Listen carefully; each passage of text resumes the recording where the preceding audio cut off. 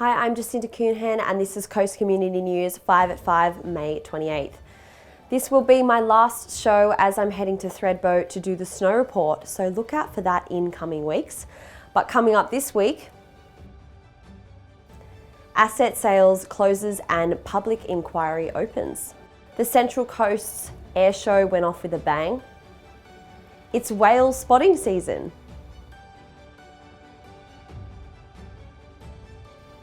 Free health checkups for the homeless. And a full blood moon brings coasties out. Now let's start off the show as we usually do with council news with David. It's chilly. Thanks, JC. Now, as part of the council's recovery program, the council is set to recover more than $1.7 million, including water arrears, by threatening to sell 123 properties that have been or have not been paying rates. Administrator Rick Hart said more than half of these properties have outstanding rates for more than 5 years, with 50 of the properties being vacant for more than a year. Clear that we are not going to touch pensioners at all, which does reduce the amount of money that's potentially available for us. But my view is that I don't believe it is appropriate the council allows people to not pay rates when the very, very, very large majority absolutely do that. Now, council meeting today was the last time the community could have their say on the next stage of the asset sales program, which is called Tranche 3. Over 800 submissions were submitted, which is record for the coast. Now it's time to wait for the administrator to make his decision on those sales. And while feedback on the asset sale closes, from today locals can submit their concerns about anything in the council to the new public inquiry. Just head to the council website or head to our website or our newspapers for more information on how you can make a submission to the public inquiry. Thanks, David. The air show held at Central Coast Airport last weekend was a great success, attracting a crowd of over 15,000 people. Audiences experienced a number of major events, including the RAF display, the formation displays of the Air Force roulettes, and an F-35A fighter jet. The first time the jet had been on display in an air show like this. Here is a glimpse at some of the events.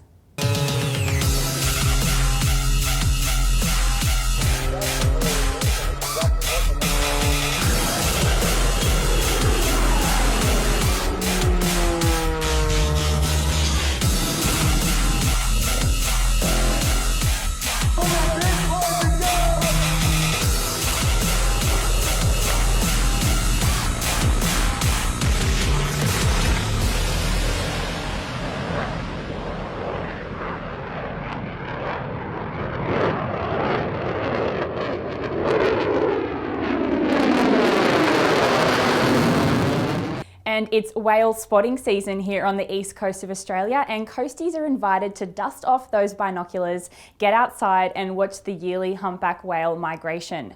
Whales are regularly being sighted from Foresters Beach, Terrigal, Skillion and Copper. If you do spot a whale or even a dolphin or seal, please contact Central Coast Dolphin Project or Central Coast newspapers for our Humpback Highway Whale report. And now here's Maisie with a report into how a local medical service is helping out the coast's homeless population. Thanks, Hayley. This week we caught up with the team from Health on the Streets, aka HOTS. They told us a little bit about the services they offer and the great things they do for the community. The Health on the Streets program provides a free homeless outreach service for residents of the Central Coast. And we also have a registered nurse, and our focus is on clinical interventions, which is also free. We have partnerships with other community organisations who look after the ongoing case management for our clients, and we hold regular static hubs at community centres scattered across the coast, and other days we just respond to referrals from community service organisations, might be police, council rangers, to people who might be sleeping rough or couch surfing or even living in their car with their children. So I do primary health assessments, including dentistry, physical health assessments. Then from that I work out whether they need vaccinating or what things I can do to improve their health. I do mental health assessments, and again connecting them with GPs or psychiatrists or psychologists. We do blood testing as part of the assessment, testing for chronic diseases and also infectious diseases. We either treat those diseases from the van or we refer on to specialists.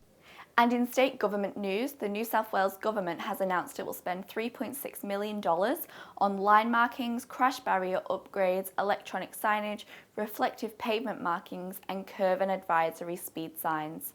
The funding has been allocated to 3 new road safety projects, upgrading the Central Coast Highway at Carryong, the Pacific Highway at Woodalba and Brush Road at Glenning Valley. Parliamentary Secretary for the Central Coast, Adam Crouch, said the projects would help save lives. There'll be digital signage, there'll be upgrades to actual line markings and also traffic barriers, and what this will do is ensure that these roads are upgraded to make sure they're safe for people here on the Central Coast.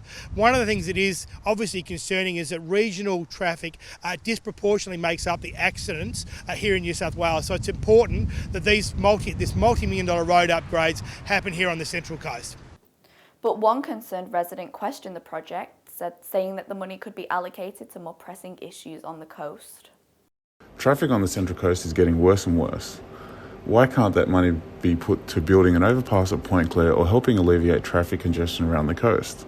It sounds like the money is just going to some paint and fences. Will that really cost $3.6 million? I could just nip down to Bunnings and paint the lines myself. In other news, there has been a major funding boost for local live music venues. The Evoca Beach Theatre, Shady Palms, Hardy's Bay Community Club and the Lincoln Pin Cafe will share $150,000 as part of the state government's live music support package. Now over to sport with Hawk. Thanks, Macy. Well, it's good news for the Mariners, who are back in 3rd place on the A-League table after defeating Macarthur for a 3rd time this season, 2-1 away at Campbelltown Stadium. After conceding the opening goal through a deft chip shot from Markel Susaeta, it was an unlikely candidate who got the Mariners back in the game. Jack Clisby did the damage with a powerful first touch across goal shot, his first goal for the season. In fact, 2 more golden opportunities came for Clisby in the very same position. The first was a miss and the second went in, only to be denied due to an offside found on the following VAR check. Nonetheless, a very precise and lofty side-footed curler from Daniel De Silva gave to the Mariners the lead in the second half, and they managed to hold on to it for the remaining 35 minutes. Now, with 2 home games remaining this season, 1 win will guarantee the Mariners a spot in the finals for the first time since 2014. However, they will go into these 2 matches missing their starting centre-back Ruan Tongiak, who will now make his way to Kuwait to join the Socceroos squad ahead of their final 4 matches in round 2 of the FIFA World Cup Qatar qualifying matches. 18 months back on the field. I can't tell you how good it feels. It's been too long. It's been 18 months since we've seen the boys. Ron Tonyak has had a fantastic season at the Mariners. It's a kid that I've really liked for a long time. And he's really stepped up this season and has done a fantastic job for the Mariners. Coach Arnold's sentiments were reiterated by Mariners manager Alan Stajic, who will have to say goodbye to his reliable backman for the final 2 regular season games, as well as the upcoming finals series. And now over to Harry, who has an update on the weather. Thanks, Hawk. The coast is set to have a cloudy and wet weekend, so get those big jackets ready. Surf conditions will also be very large and powerful, making activities such as surfing, swimming and rock fishing very dangerous. Starting off on the coast, it will be 16 on Saturday with a low of 8. There is a 60% chance of rain with winds from 20 to 30 k's heading southwesterly. On Sunday, the high will be 17 with the low of 9, and there is a 70% chance of rain predicted. Winds will also be southwesterly from 20 to 30 k's. Moving now to Mangrove Mountain, where Saturday will have a top of 14 and a low of just 6 degrees. On Sunday, the high will be 15 with a low of 6 again. Winter is also finally here, with temperatures for the week ahead sitting in the high teens and more cloudy weather is expected. Back to you, Jacinta. Thanks, Harry. And speaking of weather events, on Wednesday night this week, Central Coast stargazers were treated to a super blood moon and total lunar eclipse in a once-a-year event. The next lunar eclipse is expected to occur next year on November 8. And to finish off my last show, here are a couple of snaps some coasties took under the stars. And you can read all of these stories in our newspapers or online and follow all of our socials for updates. And make sure you look out for that snow report. And that's all from me this week. It's been a pleasure. Thanks. Goodbye.